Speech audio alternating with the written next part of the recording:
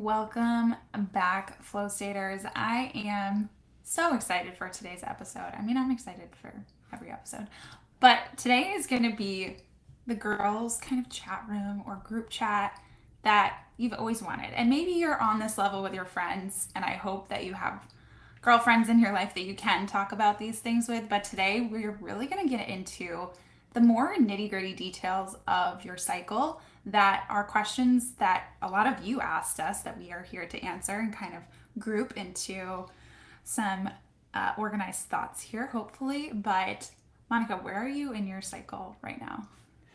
I actually just started bleeding this morning. Congratulations. Thank you. My husband and I have this joke of like every time I get my period, he's like, "Congrats, you're a woman."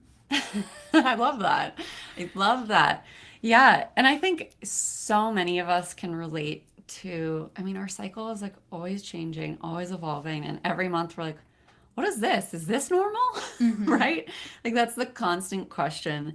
And Nora and I have definitely been getting DMs of from all of you out there being like, this happened to me. Is this normal? This cycle was like this. Is this normal? So we're really just going to talk about what is normal, what isn't normal, and really dive into all that today. Yeah, I think big takeaways is that every person is individualized and every cycle is individualized. So just getting to learn your body, this like body awareness, I call it our inner wisdom, and feeling attuned to what your body is telling you. If we just sat down and tried to compare what somebody else is experiencing to our own experience, this extends beyond just our period, but we would go crazy. So don't get hung up on any one or all of these things and view this as purely just information.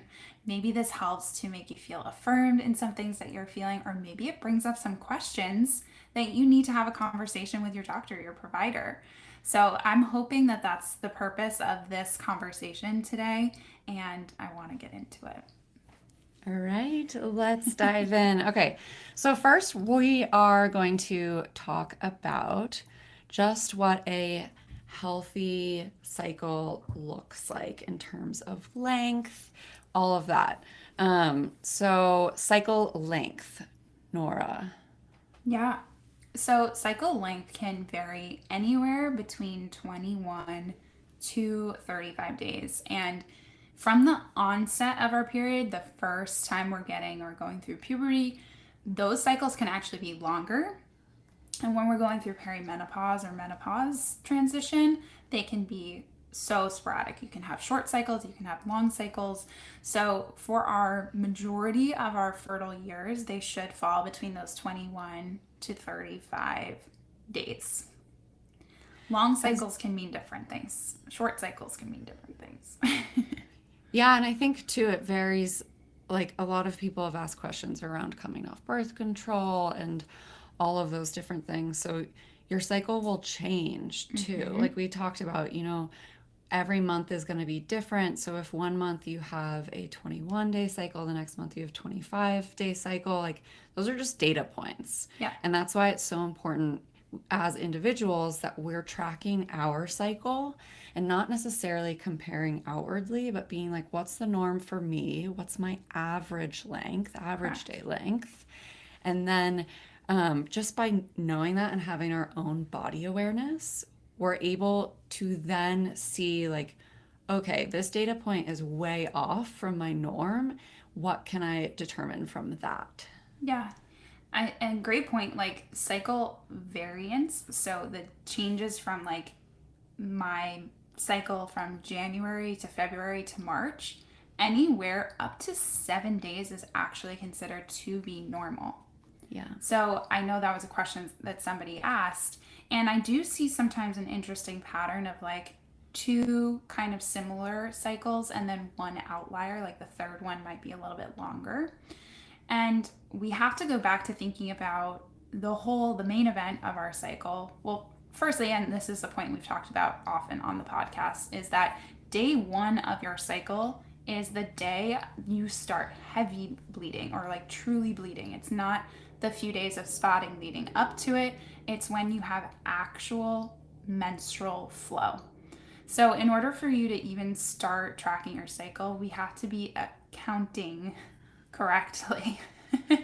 Yeah, like for example, I say I got my period this morning, but yesterday there was brown. Like, Yep, I was wiping, there was brown, there was some spotting. yep, And today there was red blood. And it's like correct. today is day one.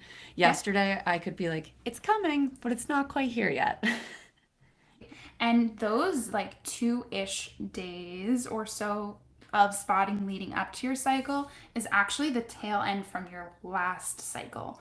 So, just when we'll dive into this a little bit more when we talk about the color of what our blood should look like in our period, but those like spotting days leading up to our cycle is leftover blood that has been oxidized, so exposed to air, which makes it turn darker, and that is coming out before the new blood is coming out afterwards. Yeah. Yeah. Totally normal though. And just for anyone who's curious to learn more about longer cycles, shorter cycles, we'll dive into that a little bit. But we also, on the Maria website, our symptom quiz holds some of that information as well. It asks you your cycle length, and we share like what a short cycle could mean and what a long cycle could mean. So definitely go and use that as a resource too. Yeah, yeah. When I see really long cycles, that is a common trait for someone that might have PCOS or polycystic ovarian syndrome. And that is something where you might not be ovulating, which we'll talk about, but having really, really long cycles. For some individuals, they can go months without a bleed, months without ovulating. And that's definitely one where we want to get to the root of going on. I do want to give the caveat that coming off of birth control, there's something called like post pill PCOS, where your body is just making this transition. It's coming off of the pill that has been suppressing those hormones for however long that you've been on it. And we have to give our body time to readjust. You cannot expect it's not just this switch that we flip on and off of, okay, we're taking the pill, let's turn our hormone production off from the inside. Okay, we're off the pill, now we're going to turn it back on.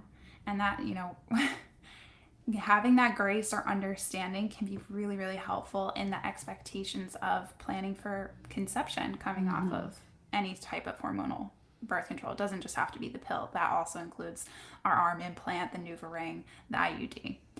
All but the copper IUD because it's non-hormonal. So those are some questions that we've gotten in the past as well too, of like the differences between all of the different types of hormonal birth control. And that's something maybe we can go into at a later date, but for today's purpose, just talking about normal versus abnormal. Yeah. Okay, so long cycles can be signals of PCOS, thyroid. Yeah. What do we see with short cycles? Shorter cycles typically means that we're not producing enough progesterone. So progesterone is actually produced following ovulation. So the follicle that houses the egg, once it is released from ovulation, that outside, like exterior portion is called the corpus luteum.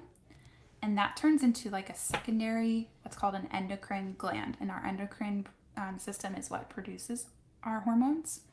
So that little like exterior capsule is how I envision it, starts producing progesterone for actual months if you were to get pregnant until the placenta takes over, which is so interesting.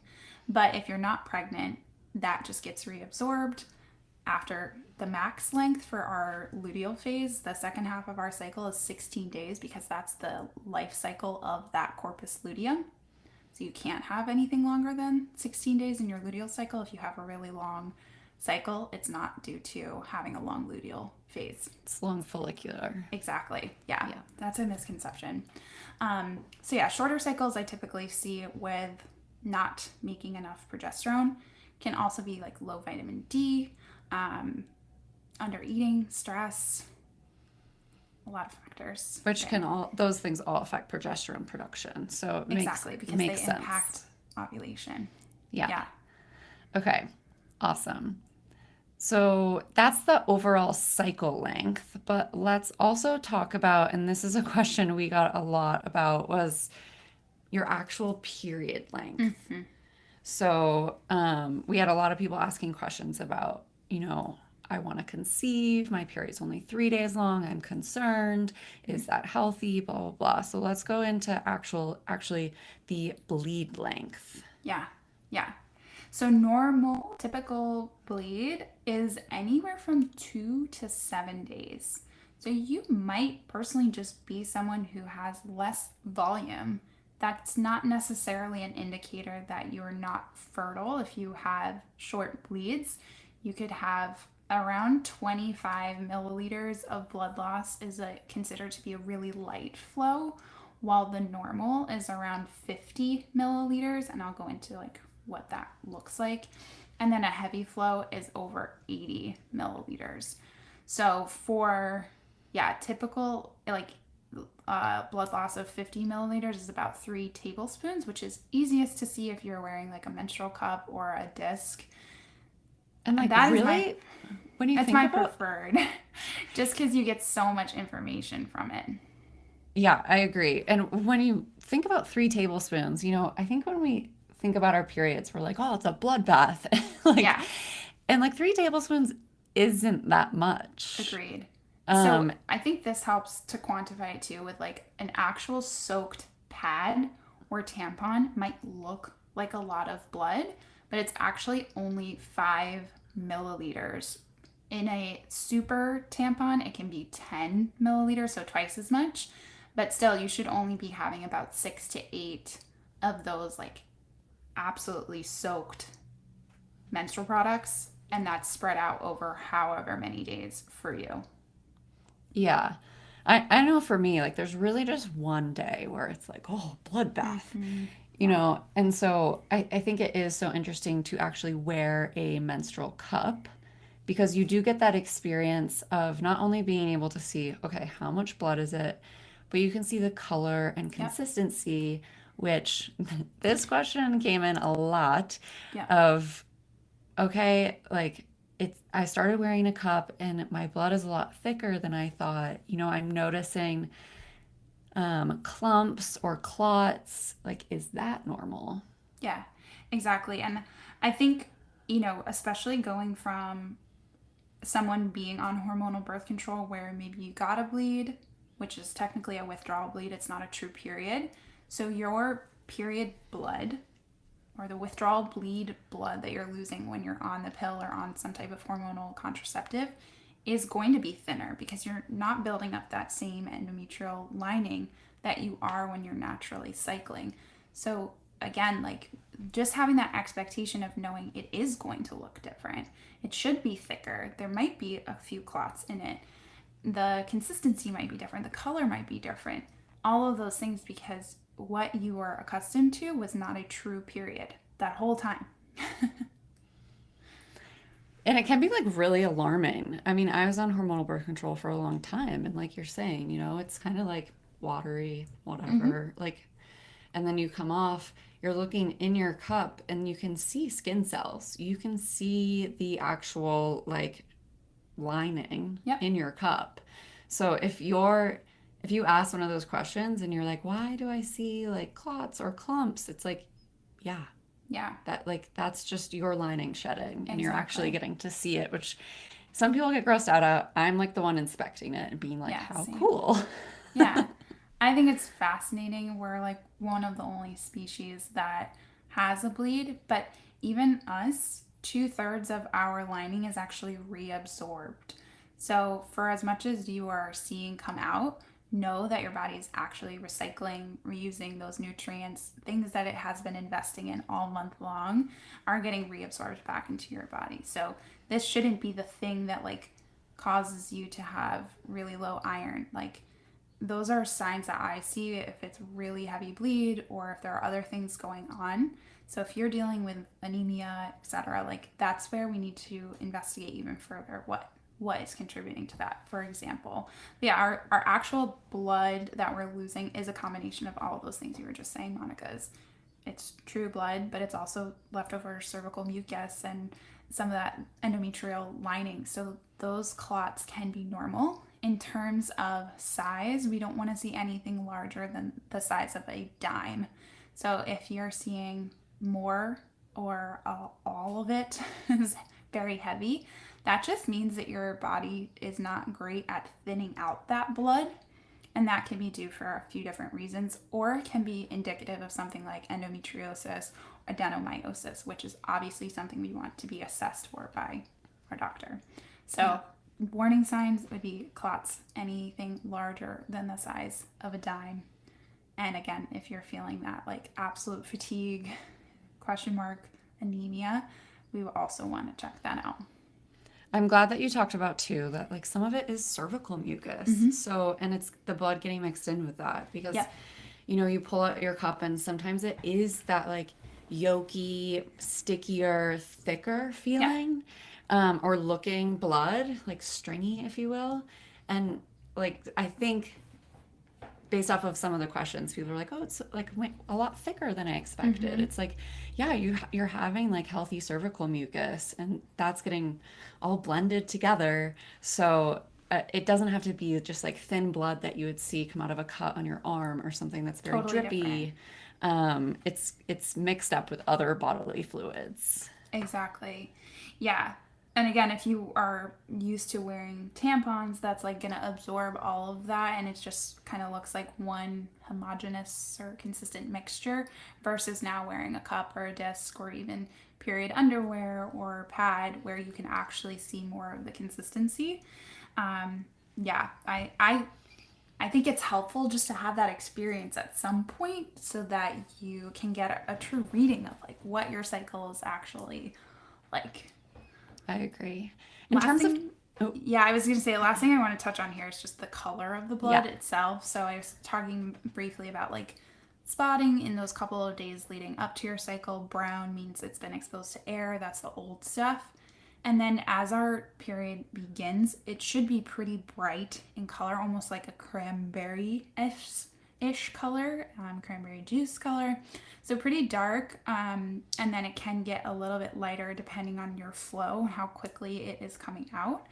And then it might get, again, a little bit darker towards the end as that cycle has been more exposed to air. And you can experience spotting for like the last 2 or so days of your cycle. So I actually would count that as part of your bleed on the other end of your period, but not the spotting days leading up to it. Okay, so brown at the beginning, not part of your cycle, until you're back to like a clear-ish cervical mucus. You're kind of still on your period.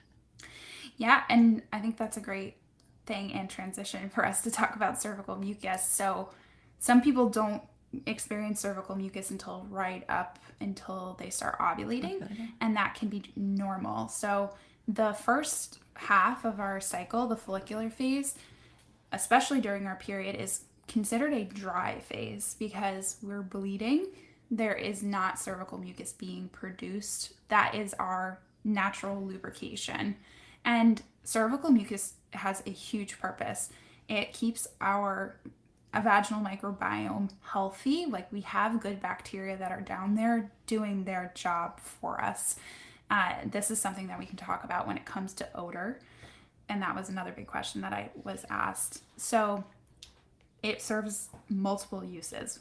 Cervical mucus is meant for fertilization. It helps sperm get to where they need to go efficiently. It is the vehicle for them to be swimming in, so to speak. So there's reason for it, and we should be experiencing that clear, sticky, translucent, egg white consistency mucus at least a day or so leading up to ovulation and around ovulation. That is a very clear signal from your body that you have enough estrogen, that you are around your fertile time period. Some people, if they do experience cervical mucus before ovulation, that can look like almost lotiony consistency or can be even a little bit drier than that. That typically means that we have more estrogen.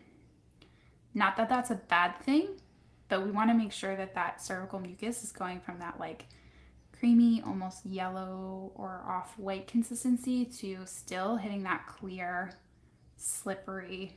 When you go to wipe, your toilet paper like slides right off. It's like a That's slip and like, slide. exactly. That's like, all right, if you're trying to make a baby, that is the time. Yeah. If you're not, it's time to wrap it up. Um, Exactly. and then after ovulation, what does cervical mucus do? Hmm. Just while we're talking about it. Yep. Again, so if you have more estrogen, we experience like a second little bump of estrogen of about 5 or so, depending on your cycle length, days leading up to your period. And for individuals, again, if you have a bit more estrogen, you're going to have more cervical mucus. So the more cervical mucus you have, the more estrogen that you have. Pretty plain and simple around that. And That is really individualized. So I know this is something that you and I have talked about too, specifically, is what's normal in terms of like volume. And it's anywhere from a half of a teaspoon to a full teaspoon of discharge. So I really wanted to point out this difference because if, again, you've been on any type of hormonal birth control, part of the way that birth control works is that it suppresses that cervical mucus production so that sperm can't enter. They're not swimming. So if you are so accustomed to being dry, quote unquote, all the time, and then you start naturally cycling and it feels abundant, it feels very different. You're not used to experiencing this sensation. This is normal. It's actually good for us. Like I said, from the vaginal microbiome standpoint, but also for natural lubrication. Like if you are having painful intercourse on birth control, it can literally just because you're not, your body's not able to produce that natural lubrication that we need. So that's a huge thing I just want to point out. yeah, I think it can be alarming, coming off birth control and then all of a sudden starting to ovulate and have the cervical mucus, and you're just like, geez, my underwear are always dirty. Like, Yeah. I always feel wet down there. And yes, it is normal. Nora and I had this discussion while we were together last week, and I was like, it is crazy down there.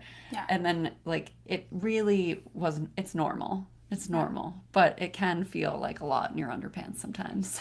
Totally. And again, just like getting more used to it. But if you're uncomfortable with it and it's not a sensation that you enjoy by any means, maybe wearing like a really thin period underwear might be a helpful thing for you. That's going to help to absorb that a little bit, maybe make things a little bit more comfortable. That's one recommendation that I have. Awesome. Yeah. Awesome. Okay. Another question that came up a lot. So we've talked about cycle length, blood, like bleeding length, and cervical mucus. Let's talk about ovulation. Mm-hmm. A lot of people experience symptoms around ovulation, and I think because symptoms are so often taught or talked about and thought about right before your period in your luteal phase, when people get ovulation symptoms, they're like, wait, is this normal? Mm-hmm. Yeah. Do you personally experience anything around ovulation? The only thing I experience around ovulation is I can just feel a twinge sometimes, which is Mm-hmm. like the egg actually being released. Yeah. And it is interesting because if I remember to note it, um, I can tell that that's what it is because it almost alternates sides. Mm-hmm. And, but like to me, I'm like, yeah, sometimes you're like, oh, it's a little uncomfortable, but it's not super painful. It's literally like a pinch, a twinge. Mm-hmm. Yeah, exactly. Yeah, fun word. It's called middle schmerz. I just love that term. And yeah, totally normal to experience that. Ovulation is an event. It's like a period of time. So that mild cramping, it shouldn't last for days. It shouldn't be really intense. Somebody asked like if their ovulation cramping is more than their PMS cramping, is that normal? And I would say either you have no cramping leading up to your cycle that you just notice it around your ovulation only, or something else is going on.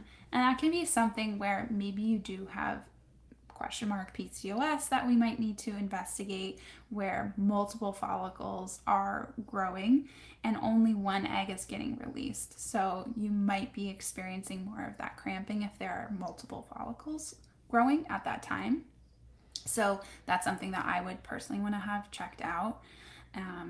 But some mild twinge or cramping around ovulation is totally normal. What other symptoms do people experience around ovulation that are quote unquote normal or maybe not normal? Normal, I would say things like even mild breast tenderness is normal, again, because we have this huge peak in estrogen at ovulation. So if you're noticing a little bit of breast swelling or tenderness, just sensitivity, that can be normal. If it's again like excruciating, or if it lasts for all of your luteal phase and leading up to your cycle, to me that's a clear sign that we have more estrogen. Body might not be managing those levels appropriately or getting rid of it appropriately, and that's where we would need some support for sure. Yeah. Other ones that I would say are common but not necessarily normal are migraines. So, similar with that estrogen shift, again, this is something that I see in a lot of individuals. They experience mid cycle migraines, and that is typically due to this estrogen peak or fluctuation. Again, it's a sign to me that there might be too much estrogen in relationship to progesterone, and we need to help body support that. Same leading up to cycle for those individuals. If they also get migraines or headaches a few days before the cycle, can be for the same reason. Normal things are mood changes, energy changes, and even some skin changes. So we have an increase in testosterone in the first half of our cycle as well. Testosterone can increase our sebum or our oil production. So you might notice that your skin is more prone to breakouts around this time, not just in the days leading up to your cycle. Again, that can be a sign that you just might have more of that androgen, the male based hormone testosterone in your body. Yeah. And I Normal mean, though. talking even about skin, it just makes me think of like, they even say around ovulation, like your face is more symmetrical. Mm-hmm. Mm-hmm. Because we're really like peacocking, if you will. We're, Yeah. so I just think like there's so many things that do change that we're not even aware of, or like, it's crazy. Yeah. Yeah, absolutely. And with that is odor as well. So around ovulation, your scent might be more attractive, those pheromones, to a partner or to the opposite gender. You might just seem more appetizing, so to speak, to somebody because we're mating. That's like the whole point. But in terms of like body odor and sweat in general, I just wanted to talk about this because a lot of people asked. If you notice sweat changes, the odor changing throughout the month, sweat smell is actually caused by the bacteria or yeast that is in that area. So if you're noticing foul changes or things going on, that can actually be more bacteria or yeast changes that are more cyclical for you. And that's where I would want to investigate. How often are you changing the razor that you're using? How Mm. often are you using deodorant? Does your deodorant have bacteria or yeast overgrowth on it? Do you use like a loofah or a washcloth or something that you actually need to be replacing more frequently? More of those like hygiene things, and yeast fungal overgrowth is really quite normal. Like there's a lot of yeast in our environment, and that breeding ground is pretty dang prime for it. It has some moisture to it. It's trapped, so it's warm, and that's where bacteria and yeast will thrive. So that can be kind of like a check engine light that we might need to address some bacterial or fungal imbalances, even in like your armpit or even in your vaginal area if you experience something like yeast changes or really dramatic odor changes or any point during your cycle. Yeah. Okay. One of the other things that came up super often in the questions was one-off periods being different. So maybe your normal cycle is 30 days, then all of a sudden you have a 37-day cycle, or all of a sudden you have a 50-day cycle. So what happens when one month is severely different than your Mm-hmm. norm? So I want to definitely dive into this. And I think we think that our normal is just going to be consistent and it's always going to be the same. And then we have something that's abnormal and we're like, like, why is this happening?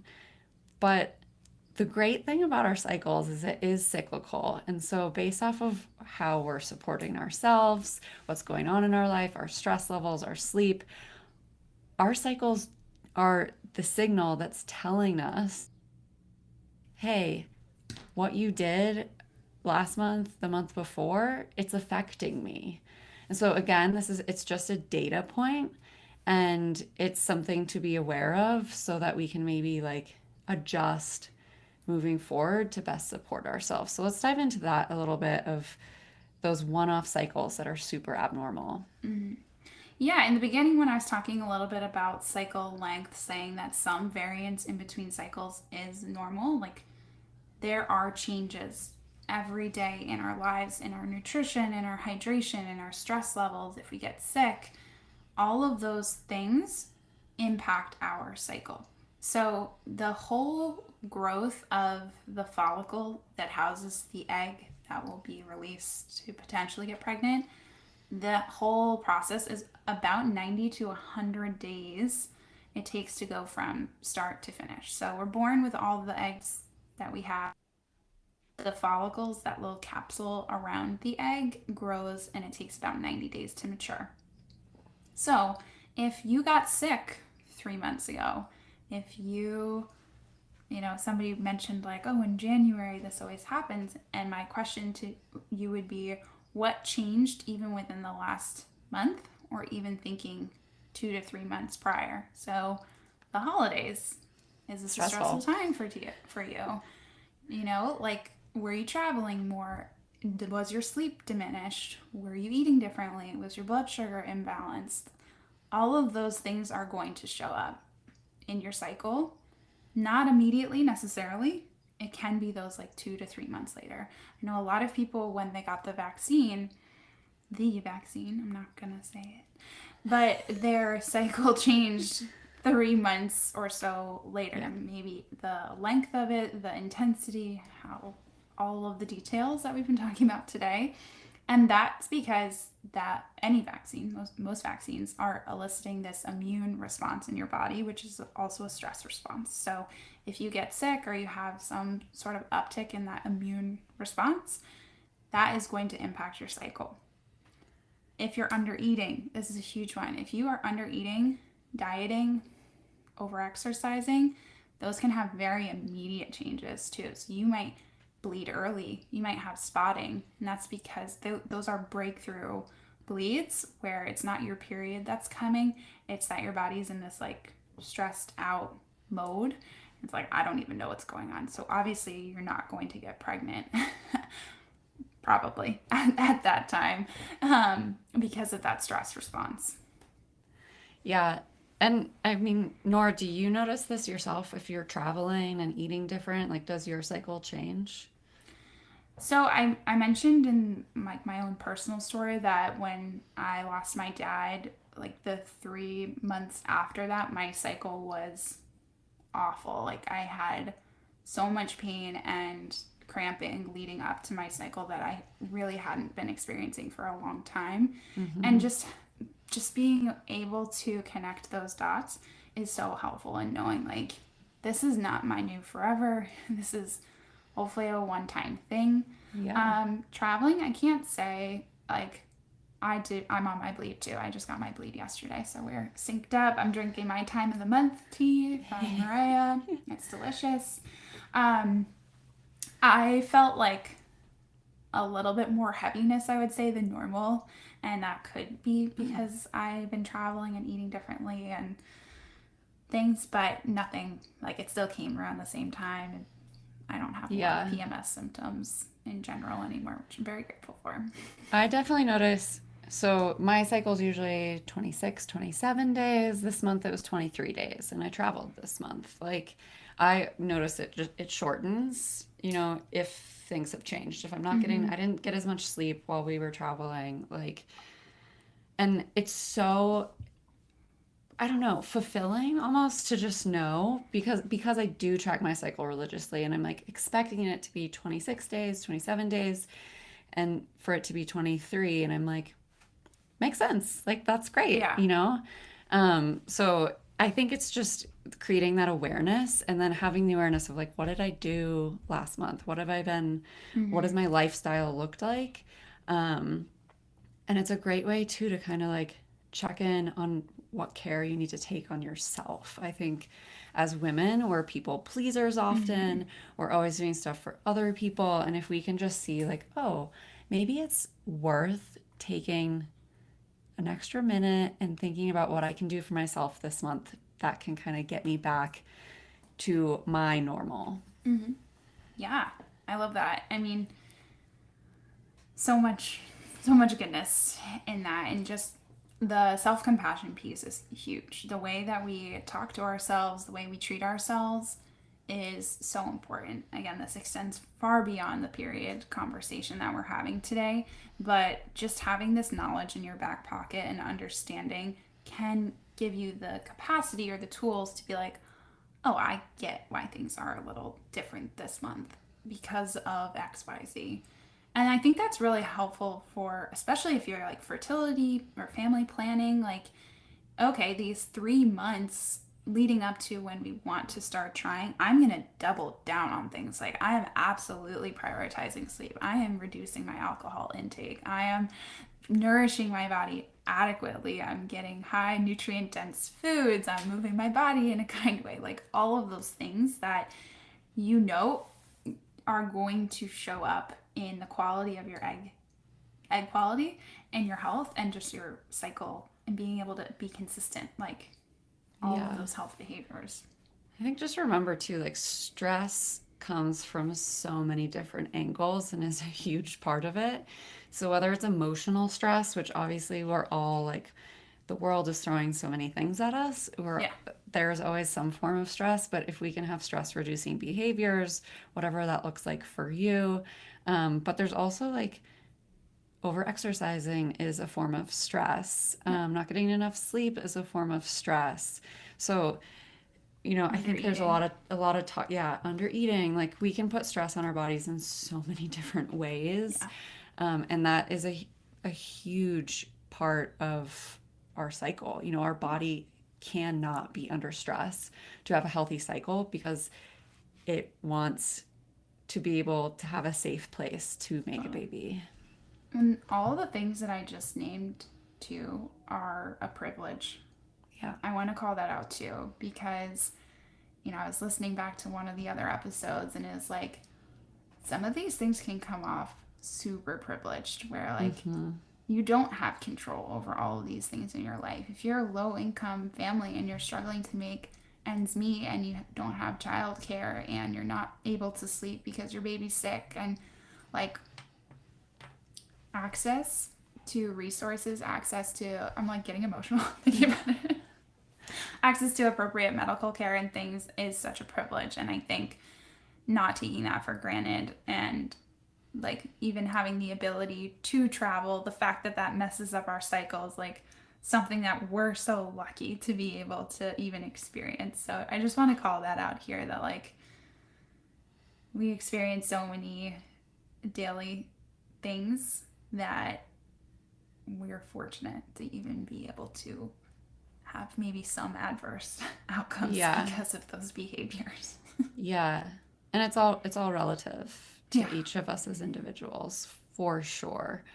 Um, but even just that beautiful moment of gratitude was like de-stressing, Yeah. right? Take, like, if you can, like, take a moment right now, everyone who's listening, and just like open your eyes, look around. What are you grateful for? Like, Mm-hmm. that is so distressing to our bodies, to be in a state of gratitude and very Mm-hmm. present in what is available to us. So I love that you said that, Nora. It is truly, our lives are a privilege, and it's Yeah. such a beautiful thing. Yeah. I do want to round this episode out with some things that are not normal, that like Yes. huge red flags that I absolutely would get checked out with your doctor, your provider, somebody that you trust who knows you. And just remembering at the end of the day, like you know your body better than anyone else. So if you have this gut feeling or you feel like something is really off, like don't stop, look into it. That, you know, I'm not trying to scare anybody, but there are things that can be off or go haywire from our hormones, from our reproductive organs, and we want to be able to advocate for ourselves. So, huge one is, and I talked a little bit about pain with intercourse, but if you're having like pelvic pain, deep pain, like really intense inflammatory pain, those are big signs. It can be something like pelvic inflammatory disease, which can come from sexually transmitted infections. That's obviously something that we want to have checked out or assessed for, like getting your annual OBGYN checkups, getting pap smears on a regular basis. I think the recommendation is every 3 years for people in their fertile years. And that might be different for you too if you've ever had an abnormal pap smear. So doing those things regularly, just getting things checked out. I know, Monica, you just did kind of a breast exam and stuff like that. If you want to share how that's part of your regular checkup too. Yeah, I recently just shared about this on my personal Instagram, and mostly just for awareness, I think too for everyone listening of your annual wellness exam with your OBGYN, like it's covered. It doesn't cost you anything. Go and If you do it. have insurance. Yes, if you have insurance. Um, although I don't know. I'm not going to say anything on that, but I think everyone can have a wellness check, and it's just like, okay, don't quote me on that. Maybe we'll remove this part. um But yeah, if you're covered by insurance, go and do that. You get to have time with your provider. Write down the questions that you have if you're noticing things that seem abnormal to you, if you're experiencing any heightened symptoms. And yes, ask the questions like, what family history should I be asking about with my family? If that's available to you, like have those conversations with your family so you can go to your provider and say, this is my family history, whether it is breast cancer, whether it is cervical cancer, like Mm-hmm. any kind of family history is something you should be having a conversation with your doctor. I have breast cancer. My mom had breast cancer. So for me, I knew really early this was a conversation that I wanted to start having with my doctor. I'm only 33, but I get annual mammograms because of my family history, when normally you don't have that offered to you until you're 40 plus. Um, so for it's really important that we can understand that and go to our doctor and we actually take advantage of that wellness check every year if it's available to us. Yeah. It gives us an opportunity to just understand everything's looking good or have the conversations that we need to have. And I know that sometimes that can be really challenging with our providers, but I have found that just like going into my notes app on my phone or making a list and bringing it with me of Mm-hmm. like, I want to talk about these things and not letting them leave the room until you feel like you've really gotten the information Yes. that you want. Additionally, I think taking notes about their responses. You know, doctors swing in the room so quickly and they're like, try this, this, this. And they're like spewing things out. And you're like, wait, can you write that down? Not being afraid to ask the question of like, can Mm-hmm. you spell that? Can you, is there like, how can I look into this more? Because Or we even have like these ask conversations. to record the session so you can listen to it back too.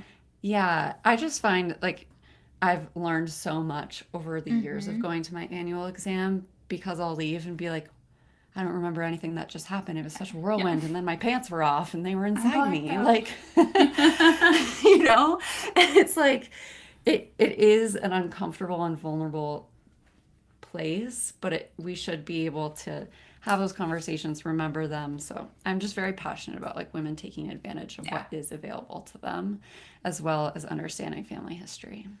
Yeah. Yeah. Other things that are not normal are very extreme cramping, pain, debilitating bleeds, I've had people who can't work when they're on their cycle. Like, that is not normal. Those are things that we absolutely need to be addressing and treating the underlying drivers and issues of that.